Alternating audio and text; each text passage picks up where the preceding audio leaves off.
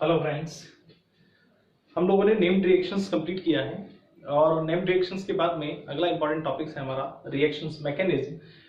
इसमें टोटल हमारे पास 6 जो है नेम्ड रिएक्शंस मैकेनिज्म हैं और हम वन बाय वन उसे कंप्लीट करेंगे। बोर्ड में सीबीएसई बोर्ड में एक क्वेश्चन जो है वो रिएक्शन मैकेनिज्म का आता है 3 मार्क्स का। तो हम सबसे पहले पढ़ते हैं nucleophilic substitution reactions. Nucleophilic substitution reactions होती क्या है? जैसे मान लो हमारे पास एल्काइल हैलाइड मिथाइल ब्रोमाइड की रिएक्शन जब न्यूक्लियोफाइल से करवाते हैं तो न्यूक्लियोफाइल इस Br को रिप्लेस करेगा और Br के प्लेस पे आकर के अटैच हो जाता है न्यूक्लियोफाइल और Br जो है वो सब्स्टिट्यूट होता है। ये रिएक्शंस कहलाती है सब्स्टिट्यूशन रिएक्शंस। जैसे हम लोग सभी जानते हैं कि अगर किसी भी गेम में, हम लोग सभी जानते हैं कि अगर किसी गेम में कोई प्लेयर इंजर्ड हो जाता है तो उसके प्लेस पे एक नया दूसरा प्लेयर आता है जिसे हम कहते हैं सब्स्टिट्यूट। तो यहाँ पर जिस तरह से वो उसको रिप्लेस करता है तो यहाँ पर ये रिप्लेसमेंट ही है, Br के प्लेस पे न्यूक्लियोफाइल का ऐड होना, इसीलिए इसे कहते हैं न्यूक्लियोफिलिक सब्स्टिट्यूशन रिएक्शन। और जो फर्स्ट अटैकिंग स्पीशीज है वो न्यूक्लियोफाइल है, इसीलिए इसे कहते हैं न्यूक्लियोफिलिक सब्स्टिट्यूशन रिएक्शन। इसमें एक चीज हम देख लेते हैं कि न्यूक्लियोफाइल जनरली होते क्या है। Nucleophile actually electron rich species है, उसे हम कहते हैं न्यूक्लियोफाइल। ये दो तरह की हो सकती हैं, एक होती है वेरी नेगेटिव चार्ज और दूसरा हो सकता है न्यूट्रल। दोनों के एग्जांपल देख लेते हैं। Negatively charge nucleophile that means OH minus हो सकता है, Cn माइनस हो सकता है, etc। और जब हम न्यूट्रल की बात करते हैं तो न्यूट्रल में उस स्पीशीज के पास लॉन पेयर ऑफ इलेक्ट्रॉन होने चाहिए, जैसे H2O ये neutral, but lone pair of electron की वजह से इलेक्ट्रॉन रिच हो गया, इट इज न्यूक्लियोफाइल। ऐसे ही हम NH3 ले सकते हैं, ROH एल्कोहल हो सकता है और RNH2 अमीन्स भी हो सकते हैं। तो जिसमें भी लॉन पेयर ऑफ इलेक्ट्रॉन होगा that is neutral electrophile, sorry nucleophile कहलाएगा। देखिए न्यूक्लियोफिलिक सब्स्टिट्यूशन रिएक्शन हम दो तरह की देखते हैं। ये दो तरह की होती है, एक होती है SN2, एक कहलाती है SN1। SN2 और SN1 means substitution nucleophilic bimolecular reactions, substitution nucleophilic unimolecular reactions. हम दोनों के मैकेनिज्म को वन बाय वन देखते हैं। सबसे पहले हम लोग लेते हैं SN2 मैकेनिज्म। SN2 का मतलब सब्स्टिट्यूशन न्यूक्लियोफिलिक बाइमॉलिक्यूलर रिएक्शंस। देखिए इसमें यह है हमारे पास मिथाइल ब्रोमाइड। इसमें न्यूक्लियोफाइल का अटैक जो होता है वो बैक साइड अटैक होता है। जैसे ही बैक साइड अटैक होगा तो यहां पर दो स्टेप एक साथ होते हैं simultaneously, bond breaking and bond making.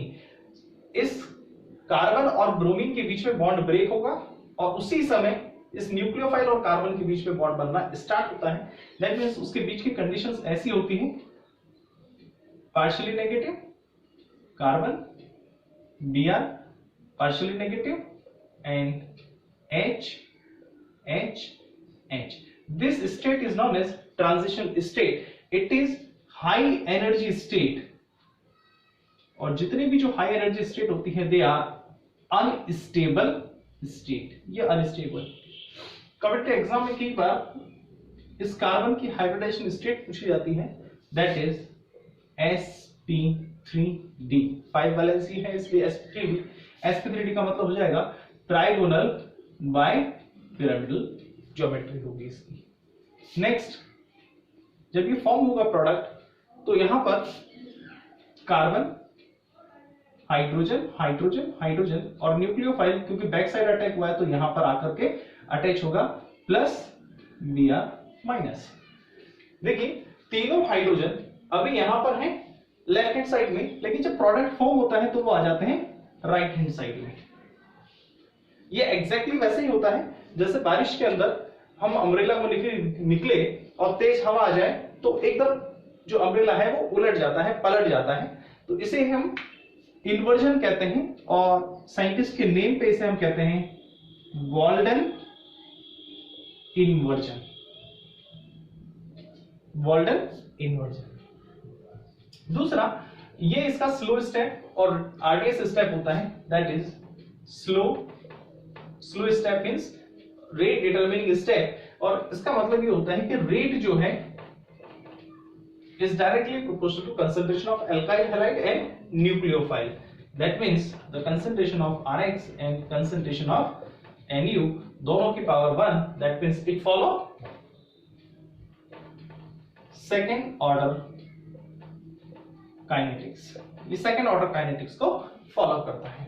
अब हम इसकी बात करते हैं रिएक्टिविटी की। रिएक्टिविटी में देखिए जरा,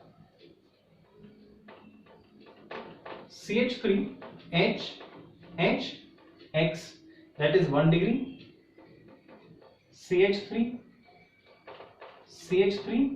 H X 2 degree, and CH3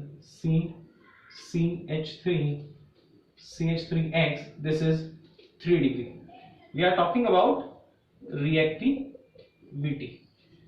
reactivity देखिए, यहां पर बैक साइड अटैक होता है, इसका साइज स्मॉल है हाइड्रोजन का, ये बल्की ग्रुप स्टेरिक हिंड्रेंस कहलाता है, प्रेजेंस ऑफ बल्की ग्रुप। तो इसमें स्पेस न्यूक्लियोफाइल को अटैक करने के लिए बहुत कम होता है, जबकि इसमें यहां पर न्यूक्लियोफाइल इजीली अटैक कर सकता है। जब न्यूक्लियोफाइल इजीली अटैक करेगा तो यहां पर इसकी जो रिएक्टिविटी होगी, वो रिएक्टिविटी का ऑर्डर जो होगा वो 1 डिग्री सबसे ज्यादा होगा। यहां पर ये steric hindrance, that is steric hindrance का मतलब होता है steric hindrance presence of bulky group. जो बड़े ग्रुप हैं उनके प्रेजेंस की वजह से यहां पर अटैक इजीली नहीं हो सकता है, तो इसका रिएक्टिविटी ऑर्डर हो जाएगा 1 degree, 2 degree and 3 degree alkyl halide towards SN2 mechanism. Now हम लोग पढ़ते हैं SN2 के बाद SN1 mechanism.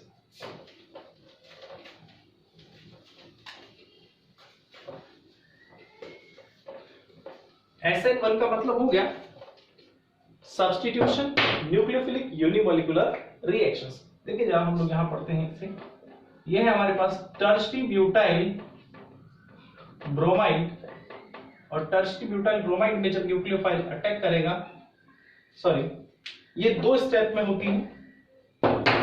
This reaction is carried out in 2 step. Step first, it is slow step and we know that slow means it is RDS step, rate determining step, और सबसे पहले यहां बनता है कार्बोकैटाइन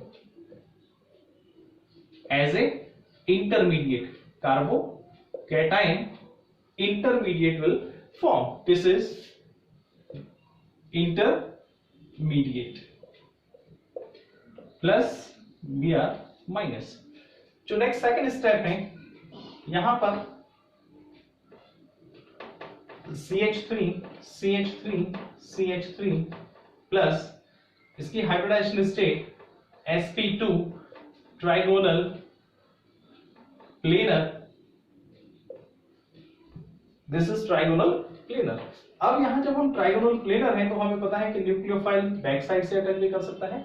जितनी पॉसिबिलिटी बैक साइड से attack करने की होगी उतनी ही फ्रंट से, because it is planar molecule. तो ये जो नेक्स्ट स्टेप होता है हमारा step second, it is fast step, और इसमें दोनों तरह से प्रोडक्ट बनने के चांसेस होते हैं। दैट मींस कॉन्फ़िगरेशन रिटेन भी होगा और इनवर्स भी होगा। मान लो सपोज हम कहते हैं CH3 यहां पर अटैक ये बन सकता है, तो जितनी पॉसिबिलिटी इस प्रोडक्ट के बनने की है उतनी ही बैक अटैक से बनने की भी होती है। CH3 एंड CH3, तो दोनों पॉसिबिलिटी है। तो यहां पर हम कह सकते हैं कि डेक्स्ट्रो प्रोडक्ट भी बन रहा है और लीवो भी, तो यानी यहां पर ये कहलाता है racemic mixture will form, racemic mixture बनता है, यानी रिटेन भी हो सकता है और इन्वर्ट भी हो सकता है product. Now rate of reactions जो है directly proportional to only the concentration of alkyl halide, क्योंकि स्लो स्टेप में कहीं भी न्यूक्लियोफाइल नहीं है, इसलिए न्यूक्लियोफाइल के कंसंट्रेशन पर रेट डिपेंड नहीं करेगा। Rate is directly proportional to the concentration of alkyl halide, so it follow only first order kinetics. ये फर्स्ट ऑर्डर काइनेटिक्स को फॉलो करता है।